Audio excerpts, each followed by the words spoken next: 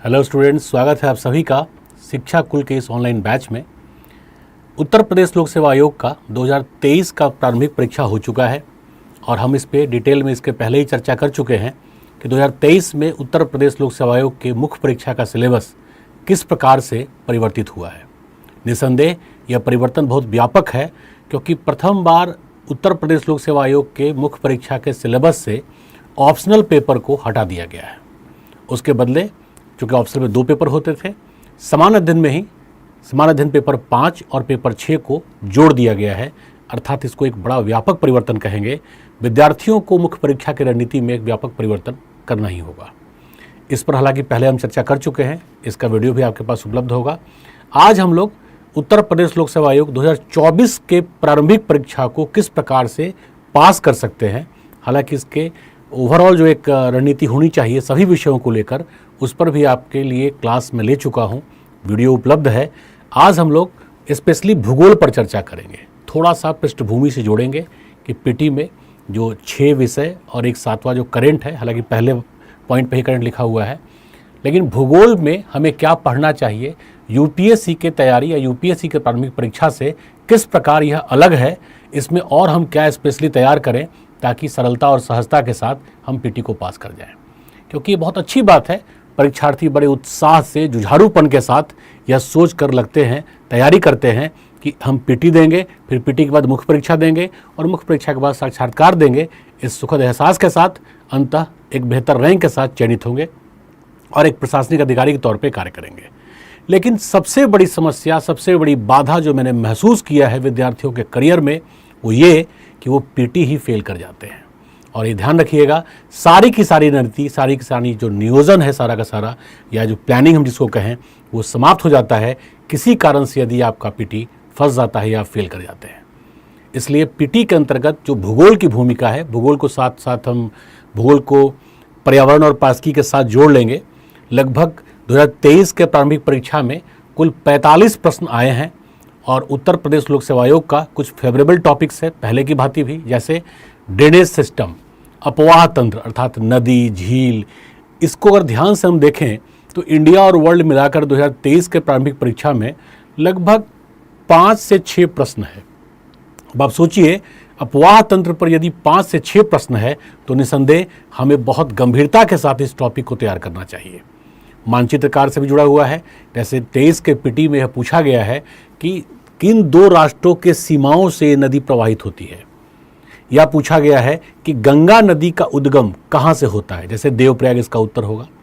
तो ड्रेनेज पे हम डिटेल में जब क्लास लेंगे तब बताएंगे भी आपको, भारत के भूगोल के अंतर्गत भी और विश्व के भूगोल के अंतर्गत भी जो विश्व की प्रमुख नदियां हैं या भारत की प्रमुख जो नदियां हैं, टेक्निकल पॉइंट्स जहां से उत्तर प्रदेश लोक सेवा आयोग प्रायः प्रश्न पूछता रहा है, उसी को एक गाइडिंग फैक्टर मान करके हम आगे तैयार करेंगे। तो हमने 23 के ही कुछ प्रश्नों को भी चुना है ताकि उदाहरण के तौर पे आपको दें। और जैसा कि मैंने पहले क्लास में आपको बताया है, समझाया है कि चूंकि उत्तर प्रदेश लोक सेवा आयोग के प्रारंभिक परीक्षा में कुल 150 अर्थात 150 प्रश्न होते हैं, तो वहां पर स्कोप टॉपिक्स के अधिक डिटेल में जाने की होती है। और ये है 23 के प्रारंभिक परीक्षा के पीटी में, प्रारंभिक परीक्षा में या पीटी में यह बिल्कुल स्पष्ट हो गया कि जो यूपीएससी में मानचित्र कार्य का अनुपात घटता जा रहा था, चूंकि यूपीएससी में अब कुल 100 प्रश्न ही समान अध्ययन रह गए, लेकिन यूपीपीसीएस में 150 प्रश्न। जैसे एक प्रश्न, अब देखो ये भी मैंने आप लोगों को बताया था कि अब करंट अफेयर्स सब्जेक्ट बेस्ड होते हैं। जैसे एक प्रश्न आया है यूक्रेन से कंसर्न, यूक्रेन से संबंधित होकर के। अभी सबको पता है कि यूक्रेन और रशिया का वार अभी भी चल ही रहा है, समाप्त नहीं हुआ है, बल्कि इस बात की संभावनाएं व्यक्त की जा रही हैं कि कहीं ये विश्व युद्ध में परिवर्तित न हो जाए। लेकिन यूक्रेन के कोयला या संसाधन से प्रश्न 2023 में पूछा गया है और ये बहुत महत्वपूर्ण इंडिकेशन है। पहला ये कि अगर कोई विश्व में कोई भी घटना प्रचलन में है या चर्चाओं में है तो उस घटना को, लेकिन विश्व के भूगोल से उसको जोड़ करके कि संसाधन के अंतर्गत वो रिसोर्स कहाँ पे अवेलेबल है, या हम ऐसे भी इसको समझ सकते हैं कि कोयले का निर्यात यूक्रेन के उस रीजन से, प्रदेश से विश्व के किन किन क्षेत्रों में किया जाता है, चूँकि कोयले का वह क्षेत्र बड़ा ही धनी है। ब्लैक सी के ऊपर उत्तर में या ओजोव सी के उत्तर पश्चिम से लेकर के पूरे एक बड़े रीजन में वो एरिया फैला हुआ है। तो यह मानचित्रकार भी हो गया, साथ ही साथ चूंकि यूक्रेन और रशिया का वार अभी चल रहा है तो करंट अफेयर से कंसर्न भी हो गया। और यही मैंने कहा था कि अब करंट अफेयर्स इंडिपेंडेंट या स्वतंत्र हार्डली 5, 7 या 10 प्रश्न पे ही आते हैं। आप ज़्यादा से ज़्यादा उसको 15 या 20 प्रश्न कह सकते हैं। अब सब्जेक्ट कंसर्न करंट आता है। जैसे मैंने एग्जाम्पल दिया कि यूक्रेन और रशिया अभी चर्चाओं में है, तो यूक्रेन के डोनेट्स बेसिन पे ये प्रश्न 2023 के प्रारंभिक परीक्षा में पूछा गया है। तो हमें ओवरऑल तैयार करने का जो प्रारूप होगा वो इस संदर्भ में इसी प्रकार से होगा। हालांकि भूगोल के अंतर्गत यह जिम्मेवारी मेरी है और मैं मन से घोषित भी कर रहा हूं कि ऑलमोस्ट 90% प्रश्न क्लास से ही आ जाएंगे। दूसरा ये कि जो फिर आपको पीपीटी के तौर पे कुछ नोट्स दिया जाएगा या गुरुकुल जो आपको शिक्षा कुल जो आपको नोट्स देगा, शिक्षा कुल गुरुकुल मैंने इसलिए कहा क्योंकि यहाँ पे बड़े भारत के स्तरीय शिक्षक एक साथ मिल करके कई ब्यूरोक्रेट्स जो चयनित हो चुके हैं वो इस कार्यक्रम को संचालित कर रहे हैं। तो शिक्षा कुल जो नोट्स देगा, साथ ही साथ आप जो क्लास में पढ़ेंगे ऑलमोस्ट 90% क्वेश्चन एश्योर्ड है कि क्लास से आ जाएगा। तो आपको चिंतित होने के बजाय बस पढ़ना है, समझना है, परफॉर्म करना है। भूगोल की जिम्मेवारी मेरी है। मैं संजीव श्रीवास्तव और फिर से एक बार स्वागत करता हूं आप लोगों का और चलते हैं हम लोग ट्रेंड पर। तो उत्तर प्रदेश लोक सेवा आयोग और उत्तर प्रदेश लोक सेवा आयोग के अंतर्गत जो स्ट्रैटेजी है 2024 के प्रारंभिक परीक्षा का, हम लोग उसी पे समझने का इसको प्रयास करेंगे। 2024 के लिए क्या रणनीति होगी भूगोल की, थोड़ा हम लोग इसी को समझेंगे।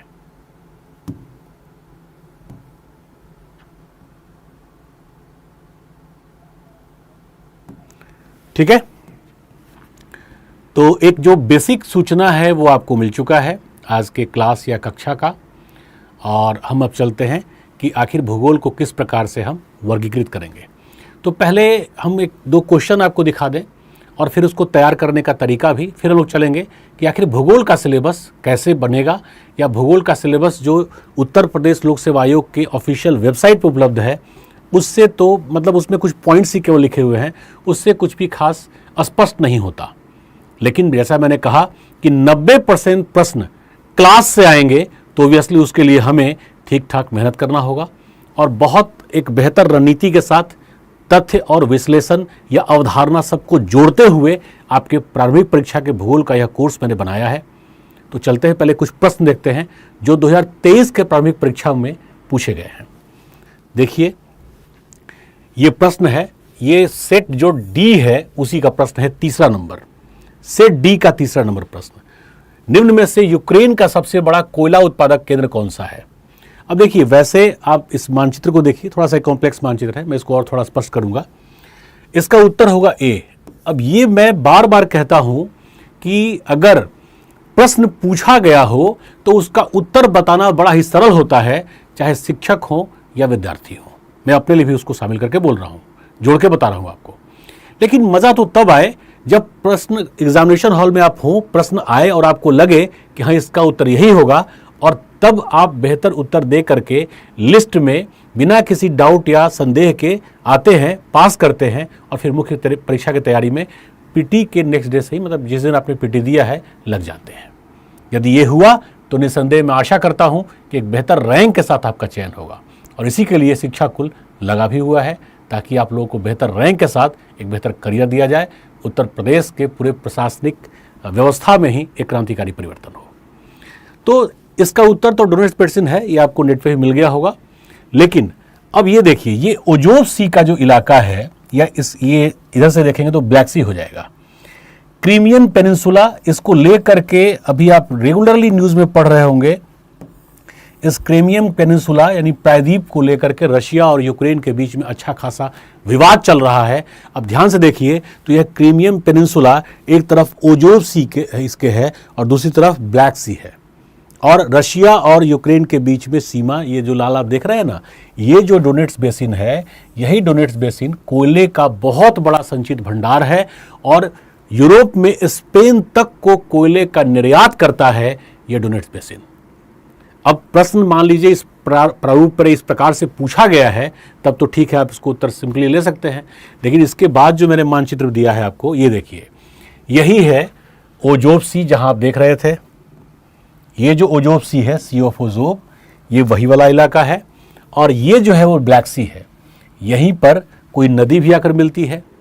अब यहाँ पे इस बात को ध्यान रख के चलिएगा, इस बार के 23 के प्रारंभिक परीक्षा में यदि 5 प्रश्न केवल अपवाह तंत्र पर है, अर्थात नदी और झील तंत्र से है, तो निसंदेह आपको बहुत बेहतर प्रकार से ध्यान केंद्रित करके इन टॉपिक्स को तैयार करना होगा।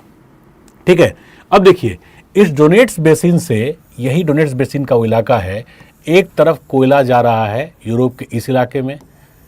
अब एरिया वाइज कहें तो ये स्पेन है, यहाँ पुर्तगाल है ना, फिर इधर फ्रांस और ये ब्रिटेन हो जाता है। हालांकि ब्रिटेन में कोयला बहुत ज़्यादा है, इधर का इलाका जर्मनी हो जाता है।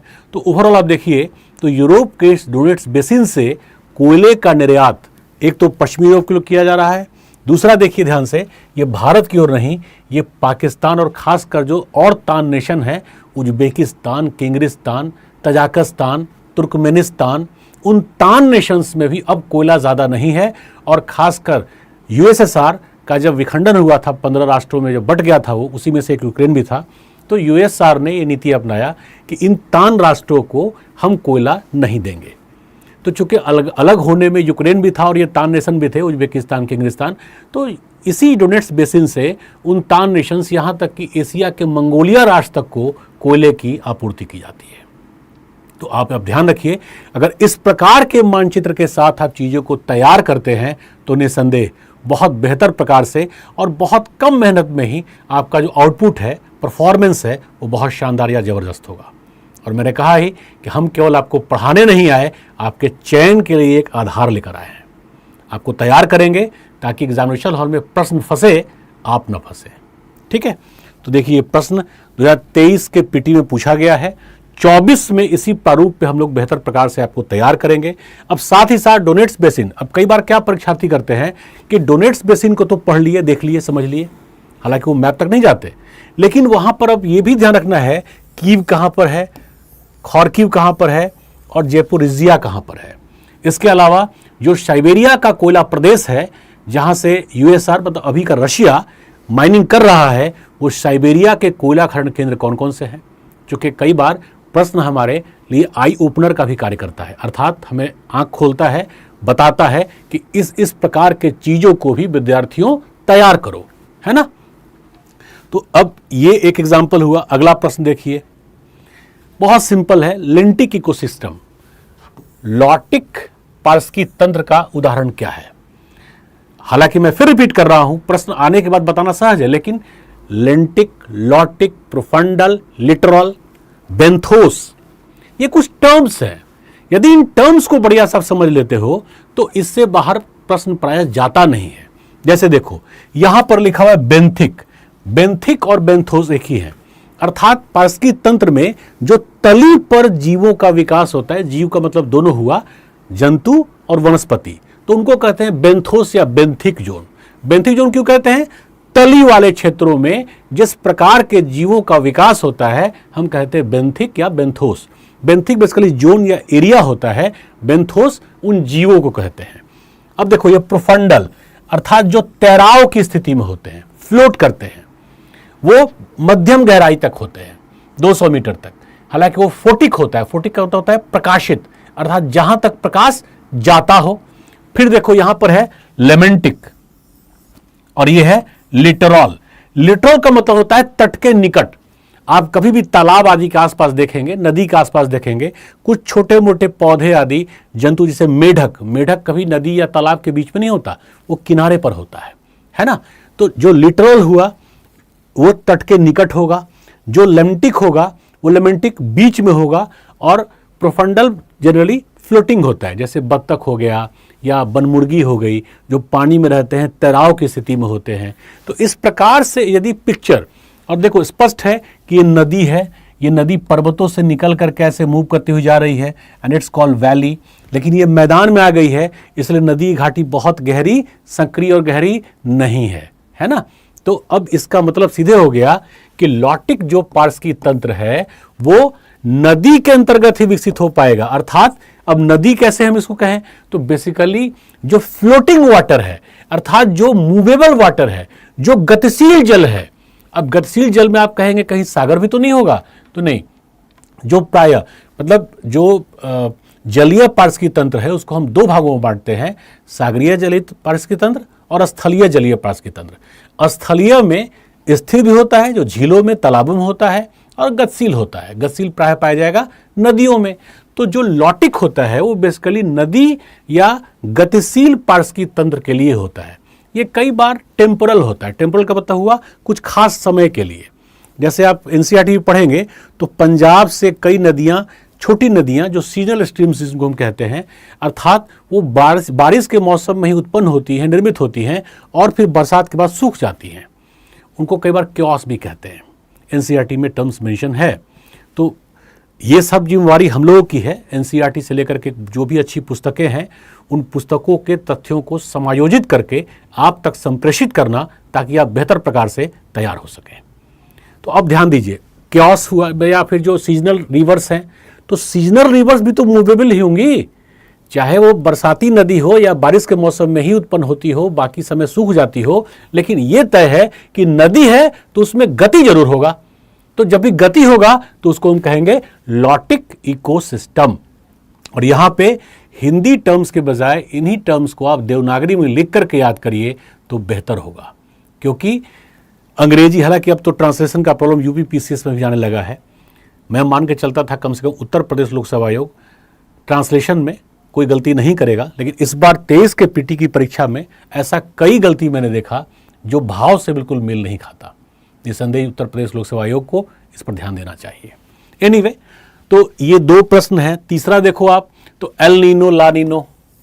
अब आपको पता होगा 2023 के पीटी का ये प्रश्न है और 2023 में एल नीनो जलधारा आया है। एल नीनो जलधारा का निर्माण हुआ। अब आप सोचिए, again that topic is current based, but again subject based current, अर्थात 23 में एल नीनो जलधारा का उत्पत्ति हुआ। हालांकि आप कहेंगे कि सर इस बार 23 में तो बाढ़ बहुत ज़्यादा, या मध्य प्रदेश में, राजस्थान में और पर्वतों पे तो बाढ़ की पूरी श्रृंखला बनी हुई है, आपदाओं का घर जैसा बन गया है। हालांकि अभी सावन का महीना चल ही रहा है, तो उस केस में थोड़ी समस्याएं, मतलब इस रूप में हम देख रहे हैं कि बारिश अभी मध्य क्रम में है, अर्थात जब अवसान काल इसका आएगा, अवसान मतलब ढलान पे जब होगा इसका दक्षिण पश्चिम मानसून का समय, तो वर्षा से किस प्रकार की बाढ़ आदि का निर्माण होता है। लेकिन मध्य प्रदेश में, राजस्थान में, अर्थात पश्चिमी और मध्यवर्ती भाग में बाढ़ बहुत ज़्यादा देखा जा रहा है। तो एक बात और जान लीजिए, एल नीनो जलधारा का उत्पत्ति जब भी होता है तो राजस्थान में वर्षा ज़्यादा होती है, अर्थात ये ट्रेंड से परे नहीं है। लेकिन 23 के इस वर्ष मानसूनी वर्षा से जो बाढ़ प्रायः असम में, बिहार में या झारखंड के कुछ सीमित क्षेत्रों में आता था, बंगाल में आता था, वो बाढ़ इस बार नहीं आया है। अर्थात सूखे जैसी परिस्थिति तो नहीं है, लेकिन बाढ़ जैसी परिस्थिति तो बिल्कुल नहीं है। और एल नीनो से भारत में औसत वर्षा घटने का प्रारूप होता है, ट्रेंड है, और वही इस बार देखा जा रहा है। सोचिए उत्तर प्रदेश लोकसभा में कितना ज़्यादा करंट अफेयर चल रहा है कि एक तो ये समुद्र विज्ञान का प्रश्न है, जलवायु परिवर्तन से भी इसको जोड़ते हैं, लेकिन समुद्र विज्ञान का प्रश्न है विश्व के भौतिक भूगोल के अंतर्गत। लेकिन 23 में एल नीनो जलधारा के आने की पुष्टि हुई और 23 में जोड़कर पीटी की परीक्षा में पूछ दिया गया। कुछ मामलों में उत्तर प्रदेश लोक सेवा आयोग यूपीएससी से ज़्यादा डायनेमिक है। यहाँ पर यूपीएससी में, चूंकि अब यूपीएससी में प्रश्न 100 ही रह गया है, इसलिए भूगोल से प्रश्न प्राय 12 से 18 के बीच होते हैं, एवरेज मान ले 15। लेकिन वही भूगोल का प्रश्न आप उत्तर प्रदेश लोक सेवा में देखेंगे, चूंकि 150 कुल पीटी में प्रश्न होते हैं, तो 28 से 35 प्रश्न तक चला जाता है, और पर्यावरण को जोड़ने के बाद तो ये 45 तक पहुंच जाता है। वर्स्ट केस में भी उत्तर प्रदेश लोक सेवा आयोग में चूंकि वही 150 प्रश्न है, तो कम से कम 22 से 25 प्रश्न तो भूगोल से पूछे ही जाते हैं। एवरेज मान लें तो 28 से 30, मतलब 20% प्रश्न टोटल भूगोल से आपको मिलेगा। और कुछ फेवरेबल टॉपिक्स हैं, जैसे मैंने कहा ही, जैसे खगोल विज्ञान यूपीपीसीएस का फेवरेबल टॉपिक है।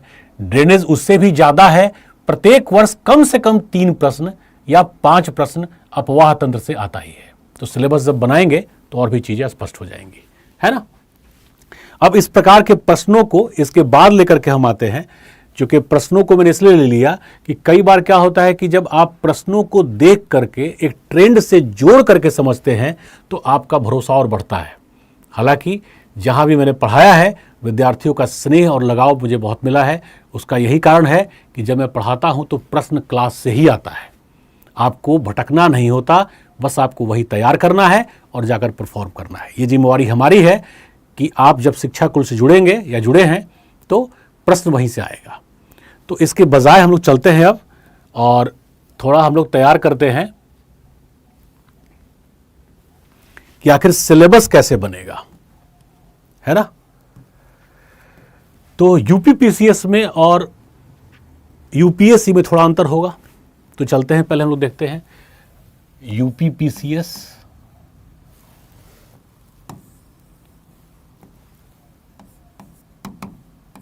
या पीएससी कहें, public service commission.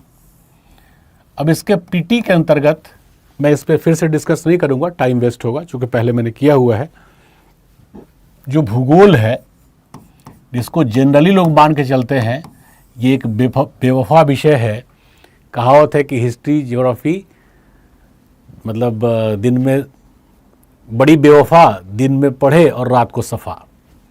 History geography बड़ी बेवफा, दिन में पढ़े और रात को सफ़ा। सफ़ा मतलब साफ हो गया, ऐसा बिल्कुल नहीं है।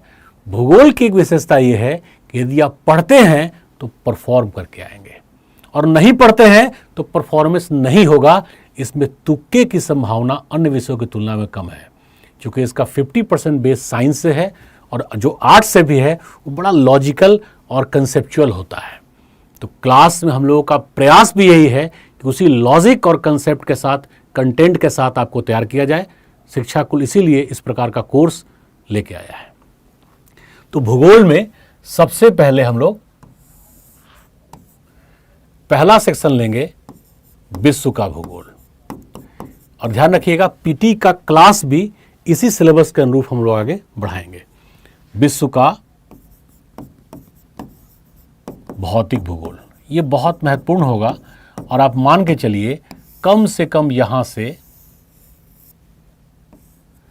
7 से 10 प्रश्न मिलेगा आपको। 7 to 10 questions would be asked from world geography, world physical geography.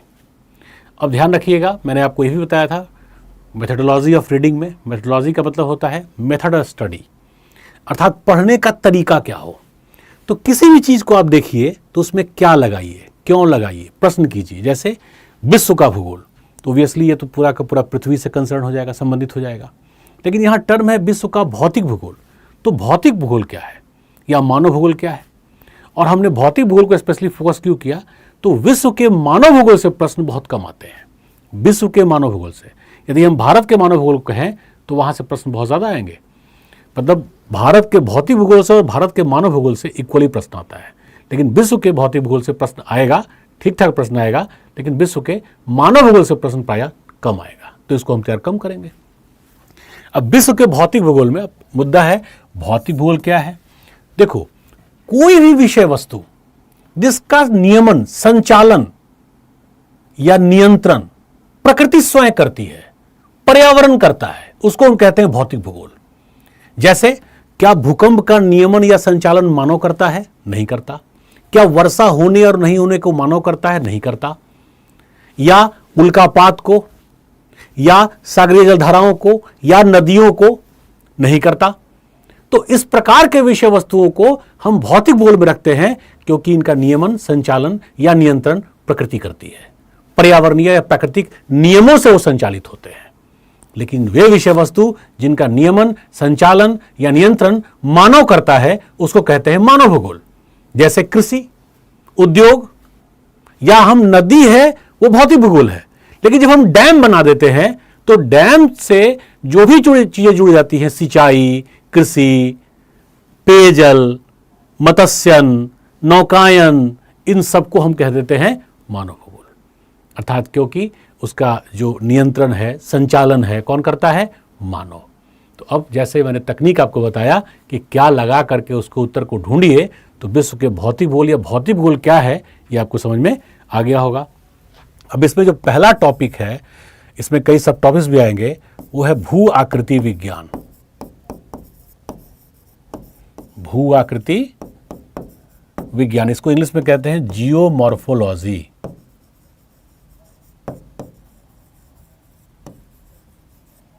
Geomorphology. जो दूसरा है वो है जलवायु विज्ञान। देखो इसमें टर्म ही लगा हुआ है विज्ञान, है ना। इसको इंग्लिश में कहते हैं क्लाइमेटोलॉजी। जो तीसरा है वो है समुद्र विज्ञान, इसको कहते हैं ओशियनोग्राफी। ओशियनोग्राफी। और जो चौथा है उसको कहते हैं जीव भूगोल। हालांकि ये पर्यावरण का भाग हो जाता है, इंग्लिश में कहते हैं इसको बायोजोग्राफी।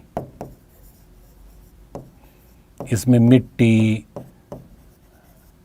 मृदा की परिच्छेदिका या जो बायोम है अर्थात वनस्पति और जंतु का जो वितरण है, इन सब टॉपिक्स को रखते हैं बायोजोग्राफी में। तो ये ध्यान रखना है आपको कि इनमें सबसे ज़्यादा महत्वपूर्ण टॉपिक में हम जलवायु विज्ञान को रखेंगे। यूपीएससी हो या यूपीपीसीएस, जलवायु विज्ञान तुलना में समुद्र विज्ञान या भू आकृति विज्ञान के अधिक इम्पॉर्टेंट है। इसके अलावा भू आकृति विज्ञान और समुद्र विज्ञान, जैव भूगोल से प्रारंभिक परीक्षा में प्रश्न तुलनात्मक रूप से कम आते हैं। नहीं आते मैं नहीं कहूँगा, तो तैयार तो आपको सब कराएंगे, लेकिन तुलनात्मक रूप से हमारा ध्यान अधिक फोकस्ड होगा, केंद्रित होगा समुद्र विज्ञान पर। और उसी के अनुरूप जिस प्रकार से प्रश्नों के आने का ट्रेंड है, अपवादों को छोड़ करके हम एक ट्रेंड या पैटर्न से चीज़ों को संप्रेषित कर रहे हैं, उसी ट्रेंड वाइज आपको प्रिपेयर कराया जाएगा। अब ये इम्पॉर्टेंट सेगमेंट है और ये ध्यान रखना है हम लोगों को कि 7 से 8 क्वेश्चन यहाँ से आएगा। और ये ध्यान रखिएगा, ये अगर आता है तो बनेगा, और यदि आपको उत्तर नहीं पता है तो नहीं बनेगा। अब तो नेगेटिव मार्किंग भी हो गया, तो आप बेवजह तुक्केबाजी भी नहीं करेंगे, है ना। इसके साथ साथ देखिए, तो जो दूसरा इसका सेगमेंट आएगा वो होगा विश्व का मानव भूगोल। आप इसको अवॉइड कर सकते हैं, या हम ट्रिक वाइज कुछ देंगे डेटा, जैसे कृषि के उत्पादन में या चावल के उत्पादन में, या हम संसाधनों के वितरण की बात करें, जैसे कि यूक्रेन का डोनेट्स बेसिन जो कोयले के उत्पादन के लिए विश्व स्तर पे प्रसिद्ध है। तो जनरली जो वैश्विक स्तर पे मानव भूगोल के प्रश्न होते हैं वो संसाधन या आर्थिक गतिविधियों से ही संबंधित होते हैं। जनसंख्या पे भी प्रायः प्रश्न नहीं आता, है ना। तो विश्व का मानव भूगोल, इसमें जो मेन टॉपिक होगा वो होगा रिसोर्स, संसाधन। इसी पर मूलतः प्रश्न आता है, तो इसको हम लोग तैयार कर लेंगे। और ध्यान रखना है, इस पर 2 से 3 प्रश्न, 2 ही रखते हैं एवरेज, आ ही जाता है। तो ये भी एक इम्पॉर्टेंट है, बट इसकी तुलना में काफ़ी कम है। तो यहाँ से 2 से 3 क्वेश्चन, तो ओबियसली ये कम महत्वपूर्ण है। या हम कई बार देखेंगे तो ये 2 ही क्वेश्चन रखते हैं हम लोग, 2 क्वेश्चंस, जो मैपिंग से ज़्यादा कंसर्न होता है। तो विश्व के भूगोल से यदि ओवरऑल देखें तो 9 से 10 प्रश्न तो आ ही जा रहा है, और इसको उसी प्रारूप से प्रक्रिया से तैयार किया जाए तो कंफर्टेबली आप तैयार कर लेंगे। अब चलते हैं हम लोग भारत के भूगोल की ओर।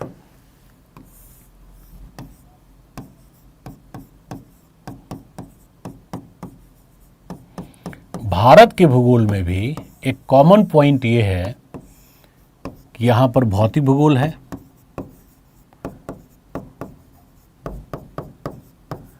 भारत के भौतिक भूगोल से कम 7 से 10 प्रश्न आएगा। और मानव भूगोल से अगर यहाँ से 7 आया है तो मानव भूगोल से तो 8 से 10 आएगा ही आएगा। ये आपको ध्यान रख के चलना है।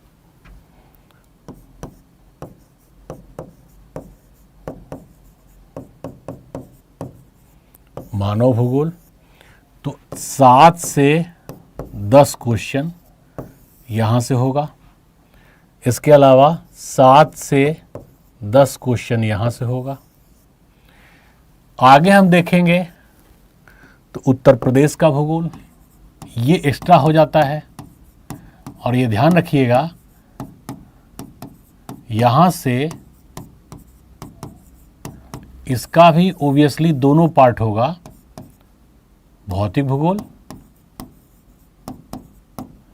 मानव भूगोल। लेकिन उत्तर प्रदेश के भूगोल से भौतिक भूगोल पर प्रश्न बहुत कम आता है, क्योंकि उत्तर प्रदेश भारत का एक ऐसा राज्य है, बिहार की ही तरह, बंगाल की ही तरह, बंगाल में तो खैर पहाड़ी है भी, उत्तर प्रदेश से बहुत कम है। मैदान का ही विस्तार ज़्यादा है और भारत के सबसे उर्वर मैदानों में उत्तर प्रदेश का मैदान भी है, थोड़ा बुंदेलखंड आदि को छोड़ दें तो भौतिक भूगोल से प्रश्न उत्तर प्रदेश में कम आता है।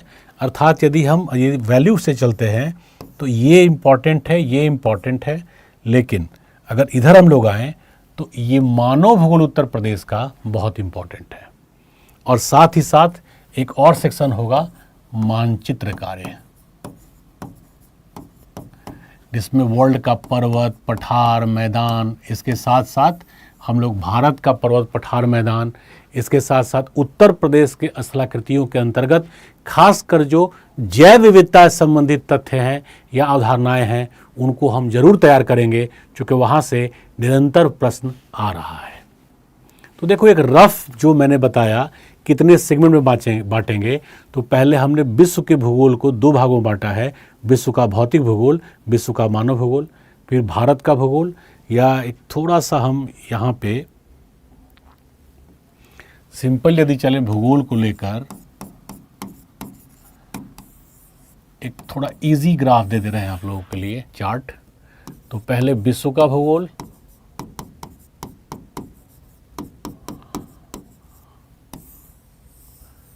यहां से हो जाएगा 10 क्वेश्चंस दोनों मिला करके।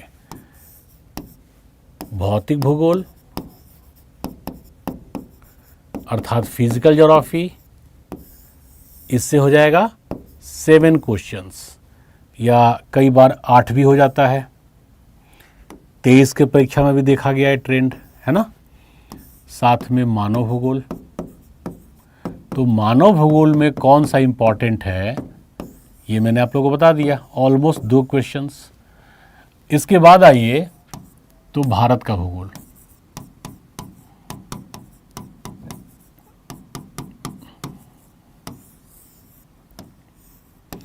इसमें जो भौतिक भूगोल होगा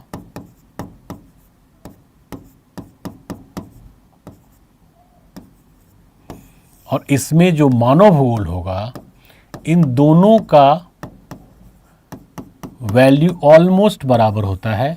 अर्थात 7 से 8 यहाँ पर हो जाएगा और 7 से 8 ही यहाँ पर भी होगा। अब ये ध्यान दीजिएगा आप लोग कि यदि हम मानव भूगोल को लें तो जनसंख्या सबसे महत्वपूर्ण टॉपिक है, जहाँ से 3 से 5 प्रश्न प्रत्येक वर्ष केवल जनसंख्या से आते हैं। 3 से 5 प्रश्न।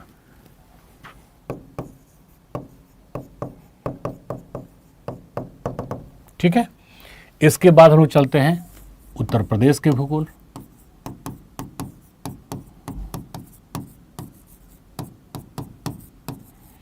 अब उत्तर प्रदेश के भूगोल में जो भौतिक भूगोल है वो बहुत महत्वपूर्ण नहीं है।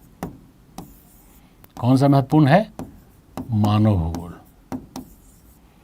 और फिर आ जाएगा लास्ट में मानचित्र कार्य। मानचित्र कार्य से ऑलमोस्ट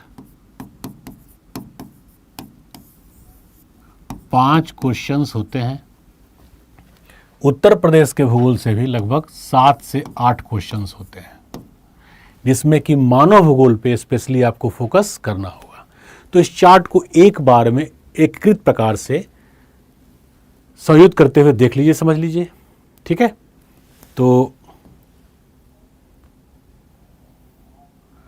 इसके बाद फिर आप इसको देखिए। अब थोड़ा हम लोग चलते हैं डिटेल में। डिटेल मतलब कि टॉपिक्स पे और क्या क्या कैसे कैसे हम लोग पढ़ेंगे, तैयार करेंगे। तो सबसे पहले हम चलते हैं विश्व के भौतिक भूगोल पे।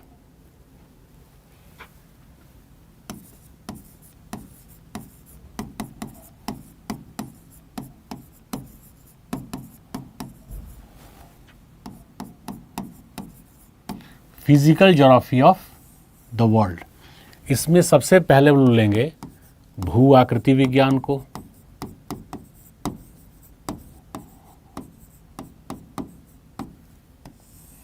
देखो, एक्सेप्शंस कभी एग्जाम्पल नहीं बनते, अर्थात यदि वहाँ से प्रश्न रेरेस 20 साल में एक बार कभी आया है तो ज़रूरी नहीं है कि उन टॉपिक्स को हम लोग बेहतर प्रकार से तैयार करें, और इस रणनीति को करना ही होगा, क्योंकि सेलेक्टिव होने से बेटर होता है कलेक्टिव होने से बेटर होता है सेलेक्टिव होना। कलेक्शन का मतलब होता है आप बहुत सारे तथ्यों को इकट्ठा कर रहे हो। बहुत सारे तथ्यों को इकट्ठा करने वाले एक किताब को, मतलब कई किताबों को एक बार पढ़ पाते हैं, और सिलेक्टिव होकर के पढ़ने वाले कुछ ही किताबों को बार बार पढ़ते हैं। अर्थात फैक्ट्स के कलेक्शन से नहीं, फैक्ट्स के या टॉपिक्स के सिलेक्शन से चयन होता है, या कहें टॉपिक्स के बेहतर सिलेक्शन से ही सिलेक्शन भी होता है। हालांकि इसके लिए हम ये निर्धारित करेंगे कि ये टॉपिक महत्वपूर्ण है नहीं है, क्योंकि पिछले 40-50 साल के ट्रेंड्स के अनुरूप प्रश्नों को देखते हुए इस ट्रेंड के या पैटर्न के साथ आप तक हम चीज़ों को संप्रेषित कर रहे हैं। तो भू आकृति विज्ञान में जैसे ले लीजिए भूकंप, या सबसे पहले थोड़ा सा ले लेंगे खगोल विज्ञान, चूँकि यूपीपीसीएस का ये फेवरेट टॉपिक है। एक क्वेश्चन यहाँ से जरूर आता है, खगोल विज्ञान, इसमें हम ब्रह्मांड को पूरा पढ़ेंगे। ये भू आकृति विज्ञान से ही कंसर्न हो जाएगा।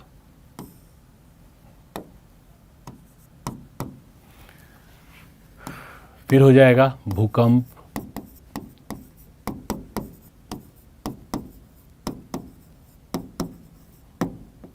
ज्वालामुखी, भूपृष्ठ एवं पृथ्वी की आंतरिक संरचना,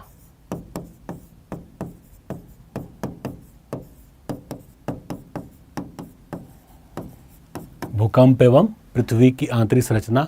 अब भूकंप के साथ साथ भूकंपीय तरंग, क्योंकि उन्हीं के माध्यम से हम समझते हैं कि पृथ्वी की आंतरिक संरचना कैसी है। आउटर कोर लिक्विड है लेकिन इनर कोर ठोस है, सॉलिड है, तो ऐसा क्यों है। तो इन सारे संदर्भों को जोड़ करके, संयोजित करके, जो उसके महत्वपूर्ण तथ्य हैं, जो उसकी अवधारणाएं हैं, उन्हें हमें तैयार करना होगा। अब इसके अलावा कुछ जो स्थलाकृति हैं, खासकर जैसे हम ले लें वायु, नदी, काष्ठ, हिमानी और सागरीय तरंग। इसके अलावा कभी कभी देखा गया है अपक्षयन या ऋतुक्षरण। अब देखो, टॉपिक्स तो बहुत सारे हैं। आप देखोगे प्लेट टेक्टोनिक सिद्धांत है, प्लेट टेक्टोनिक सिद्धांत के साथ साथ एनसीईआरटी में भी सागर तली प्रसरण सिद्धांत है, इसके अलावा महाद्वीपीय विस्थापन सिद्धांत है। लेकिन आप 50 साल के पीटी के प्रश्नों को देखिए, क्या कभी वहां से प्रश्न आया है? और यदि प्रश्न नहीं आया है तो हम केवल ज्ञान के लिए तो तैयारी कर नहीं रहे। और ज्ञानी होना और सिलेक्शन में आना या लिस्ट में आना अच्छे रैंक के साथ, ये दोनों बिल्कुल दो चीज़ें हैं। तो आपको ज्ञानी मतलब पढ़ना तो है, एक बेहतर विवेक का विकास भी करना है, लेकिन आपको व्यवहारिक रहना है कि जहाँ से प्रश्न आता है उन्हीं को हम तैयार करें। तो ध्यान रखिएगा, भू आकृति विज्ञान में जो ये टॉपिक्स हैं यही महत्वपूर्ण है। इन पे प्रश्न कभी कभी रेयरेस्ट टू रेयर आता है। ठीक है, आप देख लीजिए सारे टॉपिक्स को। तो भू आकृति विज्ञान के अंतर्गत ये टॉपिक्स हो गए। हम चलते हैं जलवायु विज्ञान पे। इसमें टॉपिक्स थोड़े ज्यादा विविध आएंगे।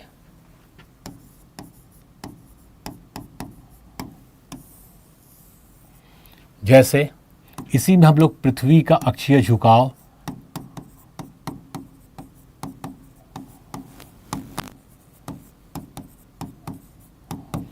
प्लस पृथ्वी की गति, इसमें घूर्णन है और परिभ्रमण भी है। तो पृथ्वी के अक्षीय झुकाव से और घूर्णन से या परिभ्रमण से क्या क्या प्रभाव पड़ता है, हम ये सब पढ़ेंगे।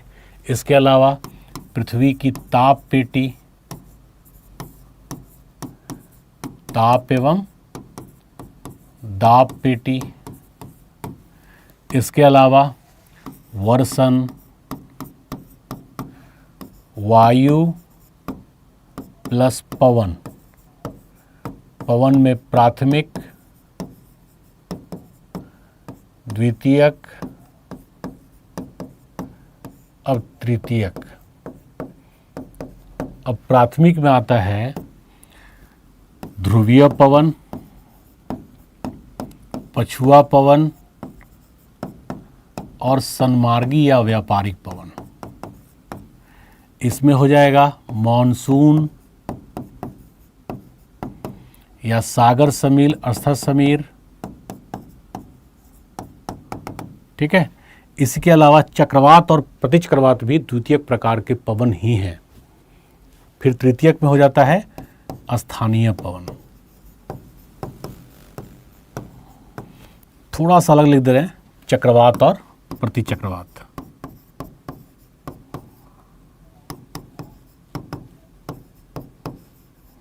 प्रति चक्रवात।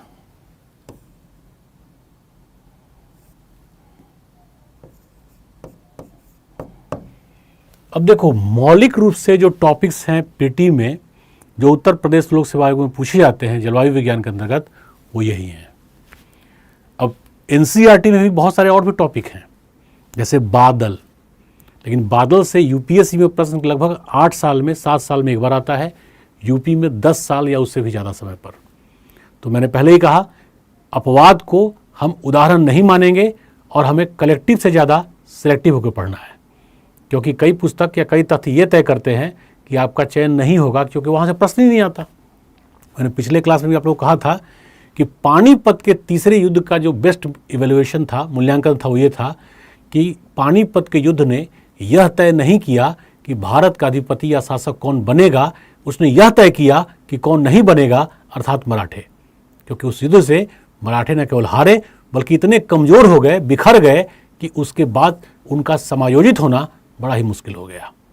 इसलिए कई बार ऐसे पुस्तकें, ये मतलब बहुत सारी पुस्तकें हैं जो ये तय नहीं करती कि चयन किसका होगा, लेकिन ये तय कर देती हैं कि इस पुस्तक को पढ़ने वाले विद्यार्थी शायद चयनित नहीं हो पाएंगे, क्योंकि वहाँ से प्रश्न नहीं आता और यहाँ मुद्दा भावुकता का नहीं है, व्यवहारिकता का है। तो ये जो मेन टॉपिक्स है वो यही है। इसमें कई सब टॉपिक्स भी निकलेंगे और मैंने जो देखा है कि 90% प्रश्न इन्हीं टॉपिक से आ जाते हैं, बल्कि मैं इनको अलग ही कर दे रहा हूँ। यही टॉपिक्स जो मेन है, जहाँ से प्रश्न आने की संभावनाएं होती हैं। इसके बाद चलते हैं हम लोग समुद्र विज्ञान पर।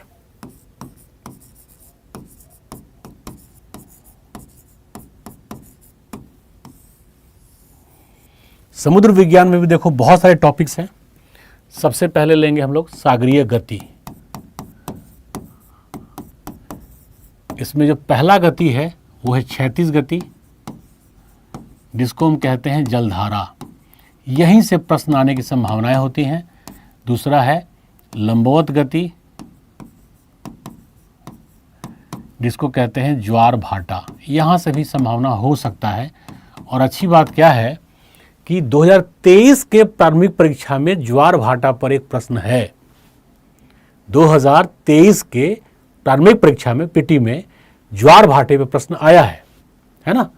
और तीसरा हो जाता है दोलेमान गति, इसको कहते हैं सागरीय तरंग। सागरीय तरंग, लेकिन 90% चांस होता है या 80% कह लें कि जलधारा पर क्वेश्चन आएगा। थोड़ा बहुत इंपॉर्टेंट ज्वार होता है, ये बिल्कुल लेस इंपॉर्टेंट है, क्योंकि मैं ट्रेंड की वजह से ट्रेंड को देखते हुए बात कर रहा हूँ, ना कि बस टॉपिक मेंशन है इसलिए। इसके अलावा जो महत्वपूर्ण टॉपिक्स हैं, महासागरीय जल की विशेषता,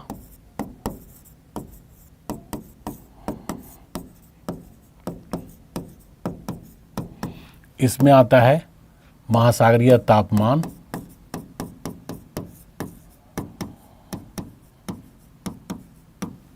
और दूसरा महासागरीय लवणता।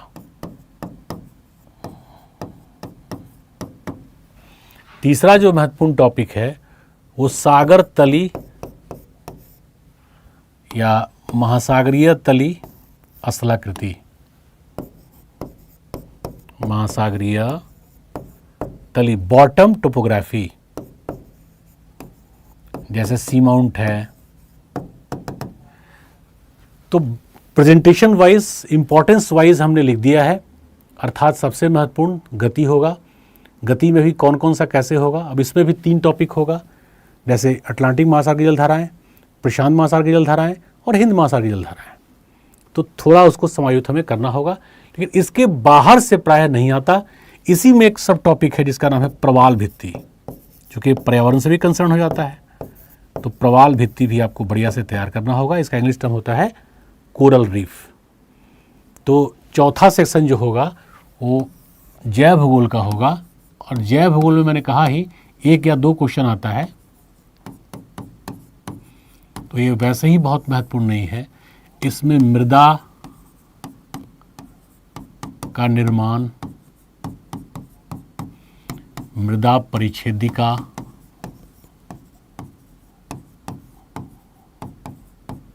सॉइल प्रोफाइल अर्थात जो लंबवत वितरण है, A layer, B layer, C layer, D layer, हम उनको उसमें देखते हैं। इसके अलावा मृदा अपरदन। अब ये टॉपिक इसलिए महत्वपूर्ण हो जाता है उत्तर प्रदेश के लिए कि जो अवनलिका अपरदन है, पूरे भारतवर्ष में अवनलिका अपरदन जिससे बीहड़ का निर्माण होता है, रेवाइंस, चंबल घाटी आपने सुना ही होगा। तो वो जो बीहड़ है, रेवाइंस या बेडलैंड टोपोग्राफी, वो बेडलैंड टोपोग्राफी उत्तर प्रदेश के लगभग 9 जिले में वितरित है, और भारत में रेवाइंस का सबसे बड़ा क्षेत्रफल उत्तर प्रदेश राज्य में ही है, मध्य प्रदेश और राजस्थान में नहीं है। मध्य प्रदेश का स्थान दूसरे पे आता है, एनसीईआरटी का ही डेटा है। तो ओवरऑल उत्तर प्रदेश के लिए बहुत महत्वपूर्ण हो जाएगा। मृदा अपरदन के बाद मृदा क्षय और साथ में क्षरण, क्षरण को ही हम लोग निम्नीकरण भी कहते हैं, और मरुस्थलीकरण मेंस के लिए होता है, पीटी के लिए नहीं। और इसी में हम लोग मृदा को के प्रदूषण को भी पढ़ लें, है ना। तो ये आपका विश्व के भौतिक भूगोल का यही पूरा का पूरा खाका है, टॉपिक्स हैं, इन्हीं को आपको तैयार करना है। लगभग पूरे विश्व के भूगोल से 7 से 8 प्रश्न एवरेज हर साल या प्रत्येक वर्ष आता है, लेकिन मैं उम्मीद करता हूँ कई बार 10 भी आ सकता है, 9 भी आ सकता है। 90% प्रश्न क्लास से ही आएगा, क्योंकि कंटेंट और कंसेप्ट के साथ मानचित्र कार्य को जोड़ते हुए आप तक संप्रेषित किया जाएगा, क्योंकि उद्देश्य हमारा यही है कि केवल आप उसको पढ़ें नहीं, इस स्तर पे समझें, आप तैयार हो सकें, ताकि प्रश्नों के पहुंच तक, प्रश्नों के स्रोत तक आपकी पहुंच सुनिश्चित हो सके। ठीक है, तो विश्व के भूगोल का जो टॉपिक्स इंपॉर्टेंट है वो मैंने बता दिया। अब चलते हैं हम लोग मानव भूगोल पर। तो विश्व का मानव भूगोल,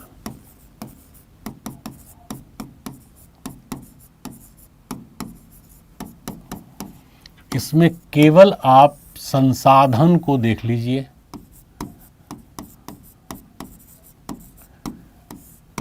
संसाधन में भी सबसे पहले खनिज संसाधन। अब देखो, खनिज संसाधन बहुत सारे हैं, जैसे सोना, तांबा, हीरा, यूरेनियम या कोयला, इनमें किसी पर भी क्वेश्चन पूछा जा सकता है। जैसे विश्व में सोने का सबसे बड़ा उत्पादक राष्ट्र कौन सा है, यूरेनियम का कौन सा है, कोबाल्ट का कौन सा है, कोयले का कौन सा है। और 23 में जो प्रश्न पूछा है, जैसे आपने, ये तो आपको पता होगा, मैं उम्मीद करता हूँ कि रूर घाटी कहाँ पर है। जैसे भारत में दामोदर घाटी को भारत का रूर कहते हैं। बेसिकली रूर का मतलब ये है कि जर्मनी में एक नदी है रूर नदी। रूर भी एक भ्रंशीय नदी है, जिस प्रकार से भारत में दामोदर नदी है, अर्थात भ्रंश रेखाओं से प्रवाहित होती है। तो भारत का रूर दामोदर को इसलिए कहते हैं क्योंकि जिस प्रकार से जर्मनी में रूर घाटी या रूर नदी बेसिन कोयले के उत्पादन के लिए प्रसिद्ध है, ठीक उसी प्रकार से भारत में दामोदर नदी भी प्रसिद्ध है, इसलिए उसे भारत का रूर कहते हैं। लेकिन इसके बावजूद मैंने मानचित्र दिखाया कि डोनास बेसिन से, जो अब यूक्रेन में है, वहाँ से कोयला जर्मनी तक के औद्योगिक प्रदेशों को निर्यात किया जाता है, या और जो राष्ट्र हैं आसपास जैसे ऑस्ट्रिया, वहाँ तक इसका निर्यात किया जाता है। और आप देखेंगे रसिया यूक्रेन के वॉर में अक्सर जो स्टेटमेंट्स आता है कि पुतिन का कहना है कि अब की बार जो शीत ऋतु आएगा, हम नेचुरल गैस अर्थात प्राकृतिक गैस का निर्यात करेंगे ही नहीं, पूरा यूरोप ठंड से मर जाएगा। क्योंकि इस प्रकार के ऊर्जा खनिज का उत्पादन मुख्यतः उस समय के यूएसआर कहें या वर्तमान में रसिया, यूक्रेन और इसी प्रकार के कुछ क्षेत्रों में है। वहाँ से पूरे यूरोप को निर्यात किया जाता है और निर्यात की प्रक्रिया में ये बड़ा महत्वपूर्ण हो जाता है कि यदि वो राष्ट्र निर्यात नहीं करेगा तो आप क्या करेंगे। अब ये सब कंसर्न है, जब इस सोच के प्रक्रिया के साथ आप चीज़ों को समझते और तैयार करते हैं तो जल्दी भूलते भी नहीं हैं। तो विश्व के मानव भूगोल में संसाधन को स्पेशली लेना है और थोड़ा सा कभी कभी जनसंख्या, तो जनसंख्या भूगोल में स्पेशली आपको ध्यान देना है जो स्थानीय प्रजाति हैं, जैसे निग्रो हैं अफ्रीका के, या बद्दू अरब प्रदेश के हैं, अबोरियंस न्यूजीलैंड के हैं, तो ओवरऑल, या बिंदिब्बू या मसाई केन्या और तंजानिया में रहने वाली प्रजातियां हैं, जनजातियां हैं ये, मसाई, हौसा।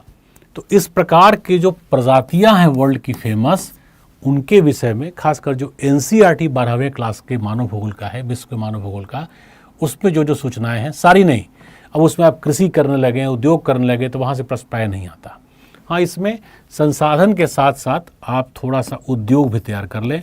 कई बार कूट मिलाने के लिए आता है कि एक तरफ उद्योग रहेगा और दूसरी तरफ सिटी का नाम रहेगा कि ये उद्योग किस सिटी में लोकेटेड है, कूट मिलाइए। बट ये भी बहुत ट्रेंड वाइज नहीं है, बट 5-7 साल में, 8 साल में एक बार आता है, तो ऐसे चीज़ों को तो हम तैयार करा ही देंगे। तो ये हो गया विश्व का मानव भूगोल। अब चलते हैं हम लोग तीसरे पे, तो भारत के भौतिक भूगोल पर। भारत के या भारत का भौतिक भूगोल।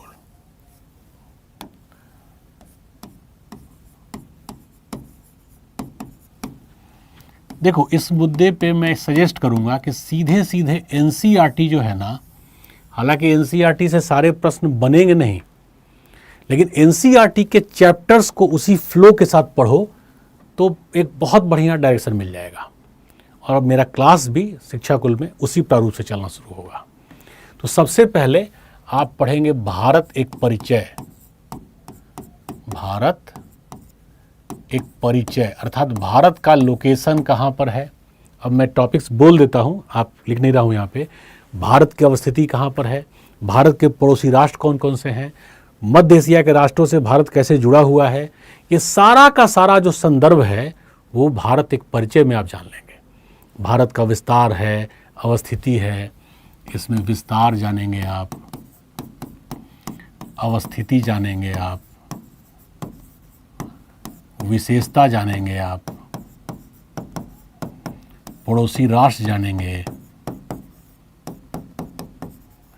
ये सब चीज़ आप इसके अंतर्गत पढ़ लेंगे और एनसीईआरटी का जो पहला चैप्टर है उसी पर है। इसके बाद हम आएंगे भारत के स्थलाकृतिक प्रदेश। ये बहुत बड़ा चैप्टर है और यहाँ से 3 प्रश्न कम से कम प्रत्येक वर्ष आता ही आता है। स्थलाकृतिक प्रदेश अभी वर्तमान में 6 है, 6 का कई उपभाग होगा। जैसे पहला है हिमालय, तो हिमालय का ही 3 हो जाएगा। पहला हो जाएगा ट्रांस हिमालय, फिर हो जाएगा हिमालय और फिर हो जाएगा पूर्वोत्तर भारत की पहाड़ियाँ, है ना। दूसरा हो जाएगा प्रायद्वीपीय पठार,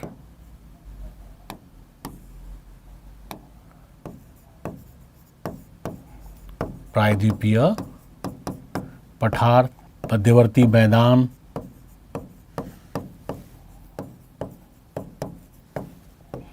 तटवर्ती मैदान, थार का मरुस्थल,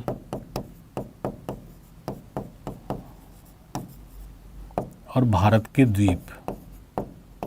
यही 6 पार्ट है स्थलाकृतिक प्रदेश में और ये मोस्ट इम्पॉर्टेंट है क्योंकि यहाँ से 2 से 3 प्रश्न तो रेयरेस्ट मतलब कम से कम आएगा, कई बार ये 5 भी हो जाता है। तो स्थलाकृतिक प्रदेश जो भारत का है बहुत इंपॉर्टेंट है। इसके अलावा थोड़ा सा स्थलाकृतिक प्रदेश में मैं जोड़ दे रहा हूँ संरचना। हालांकि यहाँ से प्रश्न बहुत कम आता है और विद्यार्थी यहाँ पे अपना बेवजह ऊर्जा निवेश न करें क्योंकि यहाँ से प्रश्न रेयरेस्ट टू रेयर आता है। चैप्टर एनसीईआरटी में है, जैसे धारावार क्या है, कडप्पा क्या है, विंध्यन क्या है, मतलब संरचना के स्तर पे विंध्यन क्रम की चट्टानें कहाँ पर हैं। इसमें मूल रूप से जो पूछा जाता है वो ये पूछा जाता है कि कडप्पा संरचना, लाइक इस पर प्रश्न बहुत रेयरेस्ट आया है, इसमें कौन सा संसाधन पाया जाएगा। तो एरिया से उसको जोड़ करके मैं बता दूंगा तो थोड़ा इजी भी लगेगा और आपका तैयार भी हो जाएगा। इसके बाद हम लोग आते हैं तो भारत की जलवायु, भारत की जलवायु। तो भारत के जलवायु में भी कई सब टॉपिक्स आएंगे, जैसे मॉनसून हो गया, भारत में वर्षा हो गया। भारत में वर्षा ऋतु को 4 भागों में बांटते हैं। तो भारत की जलवायु में खासकर जो भारत की ऋतुएं हैं जो वर्षा के बेसिस पर बनी हैं, मतलब रेन के बेसिस पर,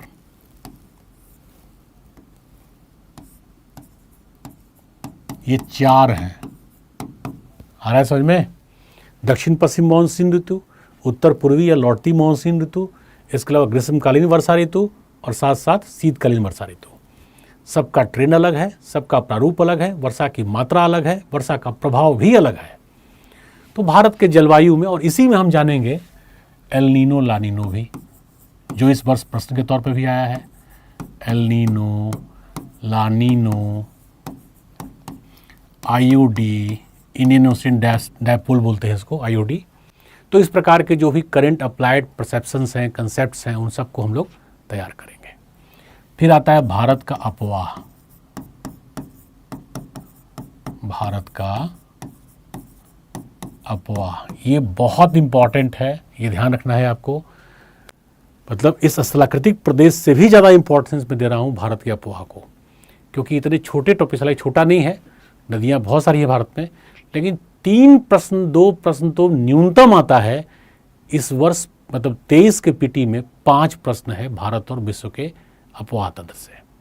तो आप अनुमान लगा सकते हैं कि कितना ज़्यादा महत्वपूर्ण टॉपिक ये है। तो भारत का ये अपवाह तंत्र हो जाएगा। इसमें जो पूछे जाने का तरीका है वो एक तरीका है नदियों के किनारे अवस्थित नगर, दूसरा है किन 2 नदियों के संगम पर कौन सा नगर है, हालांकि पहले वाले से मिलता जुलता है ये, तीसरा है कौन सी नदी इस नदी के बाईं ओर से या दाहिनी ओर से मिलती है, वो किस प्रकार के मैदान या किस मैदान का निर्माण करती है, नगर आदि तो हो ही गया, वो अपने प्रवाह के क्रम में किस प्रकार के स्थलाकृतियों का निर्माण करती है। तो ये सारा जो कंटेंट है, तथ्य है या उससे जुड़ा हुआ जो अवधारणा है, उन सबको आप तैयार करेंगे। तैयार करेंगे मतलब मैं ही कराऊंगा, आप पढ़ेंगे, याद करेंगे और परफॉर्म करेंगे। तो मैंने इसको शॉर्ट में ही भारत का अपवाह एक टॉपिक है, इसको लिख दिया था। अब इसके अलावा जो छोटे टॉपिक्स हैं, जैसे भारत की मृदा, तो मृदा जो विश्व के भूगोल में जैव भूगोल था, उसमें भारत के निर्माण को पढ़ लेंगे, और भारत की जो 8 मृदा है उसको यहाँ पर देख लेंगे हम लोग। इसके अलावा भारत का वनस्पति,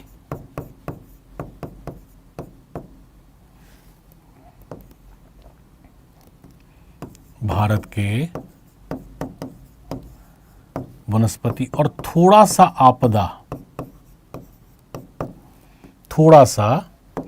आपदा को भी हम लोग तैयार कर लेंगे। यही भारत के भौतिक भूगोल के मूल टॉपिक्स हैं। यही टॉपिक्स को शॉर्ट पे लिखा है मैंने से, जो भारत की ऋतुएं हैं, जिसमें 4 वर्षा की ऋतुएं हैं। चारों वर्षा ऋतुओं को जब हम खोलते हैं तो उसके कई 3-3, 4-4 सब टॉपिक्स निकलते हैं। जैसे भारत में देखो, डडले स्टाम्प ने यहाँ तक कहा है, मेमोरिया के पुस्तक में लिखा भी हुआ है कि यदि पृथ्वी को भारत से अलग कर दिया जाए तो जितनी विविधता भारत में है जलवायु की, स्थलाकृति की, उतनी विविधता पूरे पृथ्वी पर भी शेष नहीं बचेगा। और स्थलाकृतिक विविधता तो भारत में वैश्विक विविधता के लगभग समरूप है, मतलब जितनी विश्व में है उतनी भारत में है। लेकिन अगर जलवायु की विविधता को लें तो जलवायु की विविधता भारत में, अकेले भारत में या भारतीय उपमहाद्वीप में शेष पृथ्वी से ज़्यादा है। तो जो सब टॉपिक्स होंगे उनको जोड़ते हुए तो यही भारत के भौतिक भूगोल के टॉपिक्स हैं, जहाँ से प्रत्येक वर्ष प्रश्न आते हैं, और इसको स्टूडेंट्स हमें बढ़िया से तैयार करना है। एनसीईआरटी में जो चैप्टर्स का फ्लो है उसी के अनुरूप मैंने आपको बताया है, समझाया है। संरचना को मैंने अलग से नहीं लिखा क्योंकि वहाँ से प्रश्न प्रायः कम आता है, इसलिए स्थलाकृतिक प्रदेश को हम लोग फोकस करेंगे। फिर इनके कई सब टॉपिक्स निकलेंगे, जैसे ट्रांस हिमालय, हिमालय, पूर्वोत्तर भारत की पहाड़ियाँ, प्रायद्वीपीय पठार को भी 2 भाग बांटेंगे, प्रायद्वीपीय पठार की पहाड़ियाँ, प्रायद्वीपीय पठार के पठार, फिर वो पठार कहाँ कहाँ पर हैं, किन किन राज्यों में हैं, या उनकी अवस्थिति क्या है, या उनकी विशेषताएं क्या हैं, और निरंतर देखेंगे आप इस पर प्रश्न आया है और आने की संभावनाएं भी हैं। तो चलते हम लोग आगे। भारत के भौतिक भूगोल के बाद भारत के मानव भूगोल पर।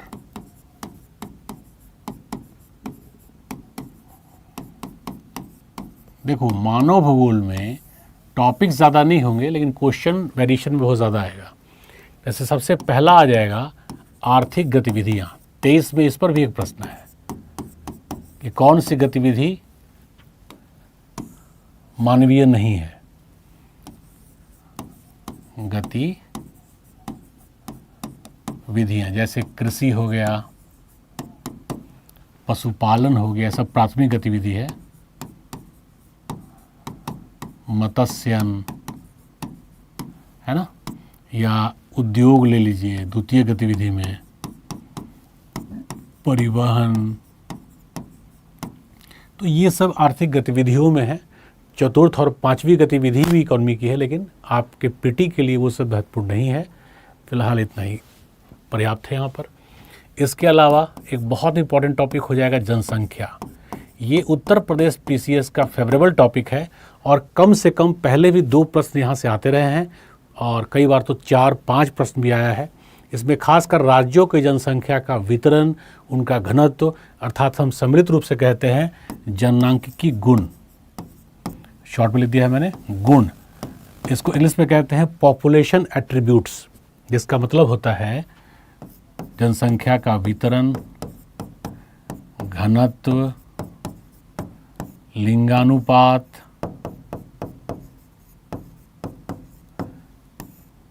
अन्य। अब जैसे पॉपुलेशन डिविडेंड, जननांकिकी लाभांश, तो भारत का जननांकिकी लाभांश चीन से भी अधिक है।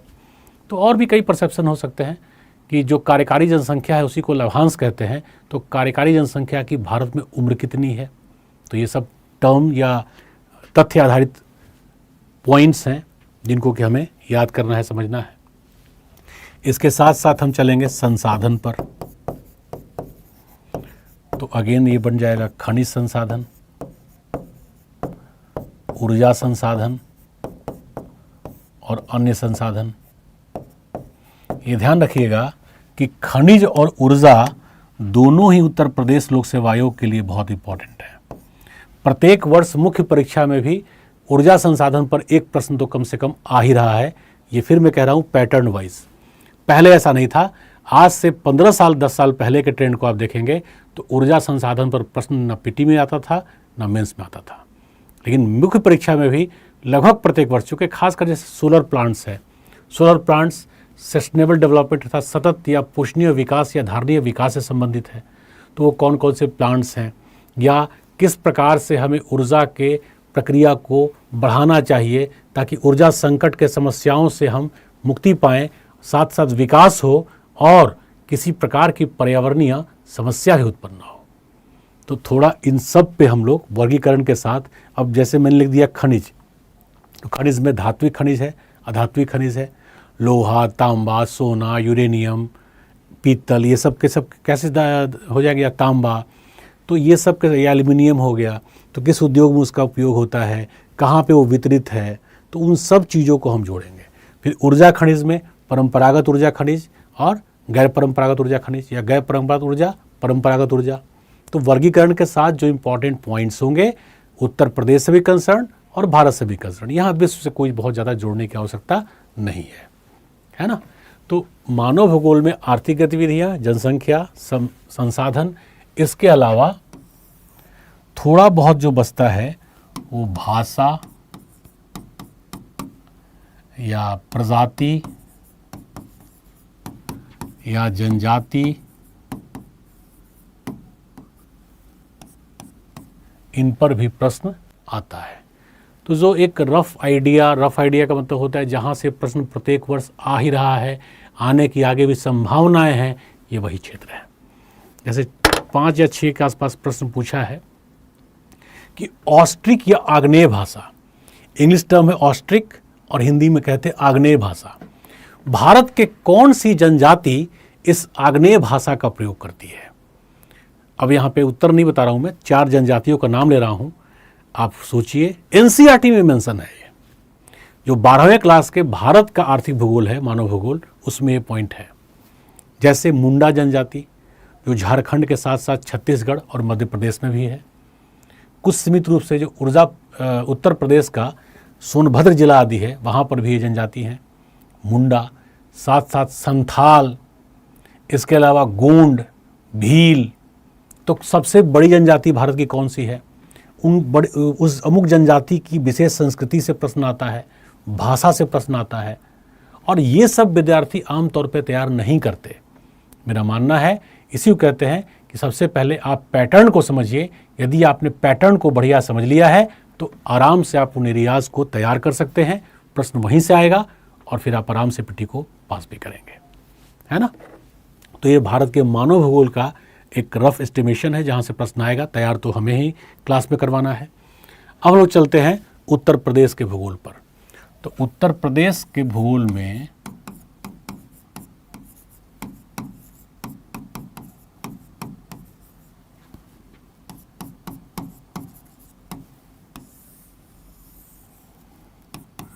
इसको 3 पार्ट्स में बांटूंगा।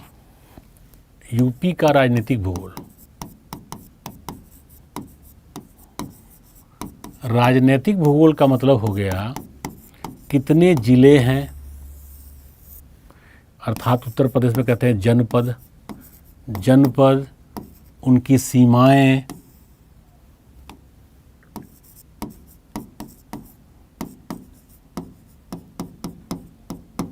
ठीक है। इसके अलावा उत्तर प्रदेश का भौतिक भूगोल,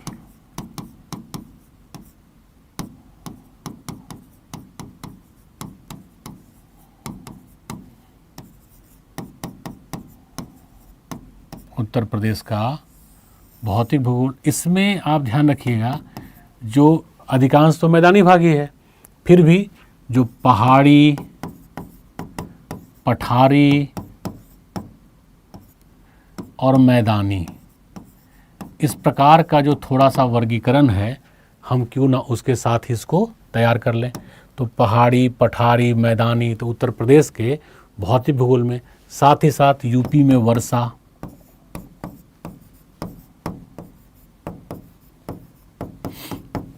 यूपी की मृदा, है ना। तो यूपी की मृदा, इसके अलावा यूपी के वनस्पति। अभी इस पे क्वेश्चन बहुत कम आएगा। यूपी के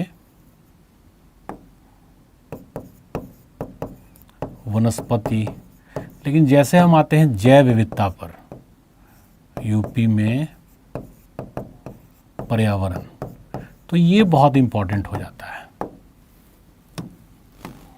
ये टॉपिक बहुत इंपॉर्टेंट हो जाता है। बाकी यूपी की वर्षा, यूपी की मृदा पर तो प्रश्न आया है, बट वर्षा आदि में क्वेश्चन बहुत कम देखने को मिलता है। तो फिर इसके बाद हम लोग आते हैं भौतिक भूगोल के बाद यूपी का मानव भूगोल। अब यहाँ पर इकोनॉमिक्स मिक्स हो जाता है ना। इसमें विविध योजनाएं जो हैं उत्तर प्रदेश की, इस पर इस 23 के पीटी में भी प्रश्न आया हुआ है। विविध योजनाएं, हालांकि ये आप पढ़ेंगे इकोनॉमिक्स में, ये मैं नहीं बताऊंगा चूँकि ओवरलैप भी ना हो। सबसे इम्पॉर्टेंट होगा यहाँ पर जनसंख्या, जिसमें वितरण, जो पॉइंट्स हम भारत के भूगोल से कोरिलेट किए थे, जनसंख्या का लिंगानुपात, जनसंख्या का घनत्व, वो सारा का सारा चीज़ यहाँ पे आपको कोरिलेट करके पढ़ना और जानना है। इसके अलावा यूपी की कृषि, ये इम्पॉर्टेंट टॉपिक है। कृषि, फसल, योजनाएं। तो योजनाएं पढ़ेंगे आप अगेन इकोनॉमिक्स में, लेकिन फसल, जैसे किस फसल को कितने किन किन सुविधाओं की या किस किस प्रकार के भौतिक घटकों की आवश्यकता होती है, चावल तो कितनी वर्षा या कितना सिंचाई, या सिंचाई तो वैसे मात्रा में नहीं पूछा जाता, लेकिन उसके लिए तापमान कितना चाहिए, उसके लिए ऋतु कौन सी है, तो इन सब पे प्रश्न पीटी में उत्तर प्रदेश के भूगोल से भी जोड़ करके पूछा जाता है। इसके अलावा उत्तर प्रदेश के उद्योग, कुछ अन्य टॉपिक, जैसे मैंने कहा ही था अवध शिल्प ग्राम, तो उत्तर प्रदेश में स्थानीय बुनकरों या स्थानीय रूप से उद्योग के प्रक्रिया को बढ़ाने के लिए अवध शिल्प ग्राम जैसी परियोजनाओं को चलाया गया, उसको व्यापक स्तर पर बढ़ाया भी गया है। तो थोड़ा इस प्रकार से इसको समझते हुए हम लोग तैयार करेंगे। तो ये हो जाता है उत्तर प्रदेश से, है ना। तो उत्तर प्रदेश का राजनीतिक भूगोल, उत्तर प्रदेश का भौतिक भूगोल, उत्तर प्रदेश का मानव भूगोल, जिसमें मोस्ट इम्पॉर्टेंट में हो जाएगा खासकर जनसंख्या या कृषि, उद्योग, ये सब टॉपिक जहाँ से क्वेश्चन पूछे ही जाते हैं। तो टॉपिक वाइज समझ करके आप तैयार करते हैं तो पीटी को पास करना मतलब रणनीतिक रूप से आप आधा तुरंत तैयार हो जाते हैं, भटकाव की कोई संभावना नहीं होती। इसलिए टॉपिक बाय टॉपिक मैं आपको बता भी रहा हूँ। अब एक जो मेजर बच रहा है वो बच रहा है, चूँकि पर्यावरण और पारिस्थितिकी अलग से इसके लिए क्लास ही होगा, इसलिए पर्यावरण और पारिस्थितिकी पे चर्चा हम अभी कम करेंगे। अब बच रहा है मूल रूप से मानचित्र कार्य। थोड़ा सा हम लोग उसको भी समझ लेते हैं कि भाई मानचित्र कार्य क्या है, कहाँ से प्रश्न आएगा। तो मानचित्र कार्य को हम लोग दो भाग में बांट देंगे।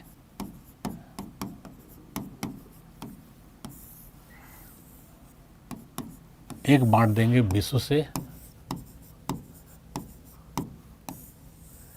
इसमें विश्व की नदी या विश्व के प्रमुख पर्वत,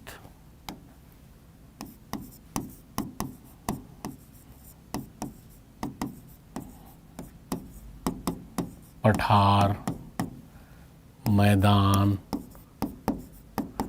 बंदरगाह, इसके अलावा जैसे मैदान में लिख ही दिया है घास के मैदान, तो उष्णकटिबंधीय घास के मैदान, शीतोष्णकटिबंधीय घास के मैदान। तो उन दोनों को बढ़िया से व्यापक तौर पे हम लोग पढ़ करके तैयार करेंगे ताकि प्रश्न आए तो आराम से आप बना सकें। इसके अलावा प्रमुख नदियाँ, ये बहुत इम्पॉर्टेंट, जहाँ से प्रत्येक वर्ष ऑलमोस्ट एक क्वेश्चन आजकल आ ही जा रहा है ना।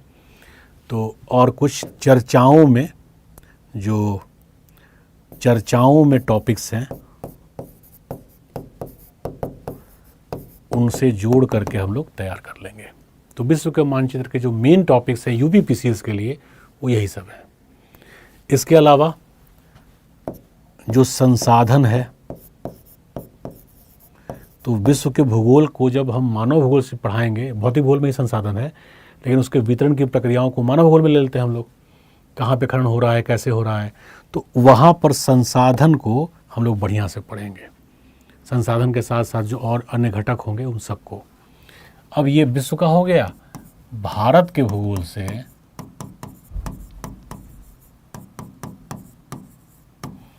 यहाँ पे एक चीज़ और ले लेते हैं, नदियाँ, बंदरगाह या नगर। अब ये पूरा हो जाएगा।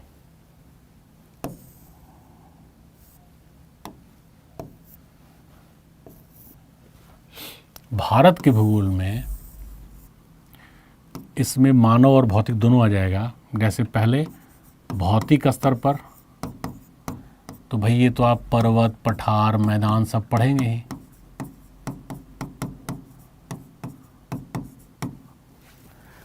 पर्वत, पठार, मैदान,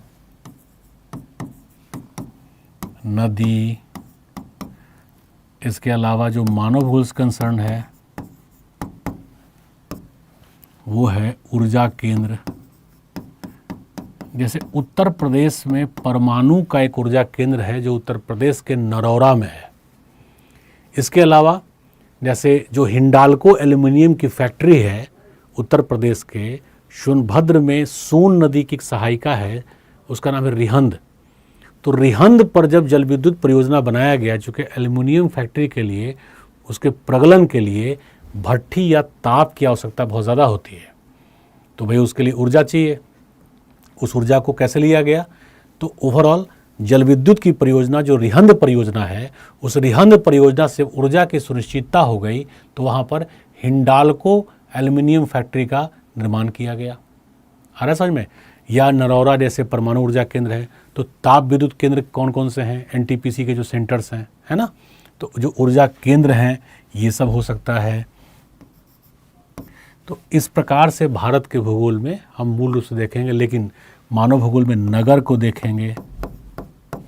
नगर या हम जहाँ पे जनपद भी लिख दें, जैसे कौन सा जनपद किन किन जनपदों की सीमाओं को छूता है, उत्तर प्रदेश का कौन सा नगर घनत्व में सर्वाधिक है, या जनसंख्या के आकार के अंतर्गत जो ऊपर से नीचे की ओर क्रम है यानी अधिक से कम की ओर का जो क्रम है उस क्रम को हम जानें, तो ये सब प्रश्न है इससे अंतर संबंधित।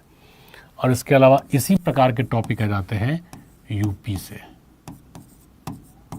यूपी के भूगोल, सिमिलर,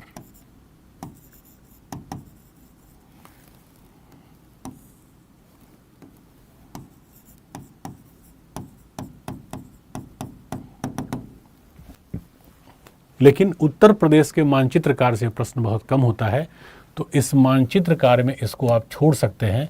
आप मुख्य रूप से विश्व के भूगोल को जो मानचित्र कार्य से है और भारत के भूगोल को फोकस कीजिए।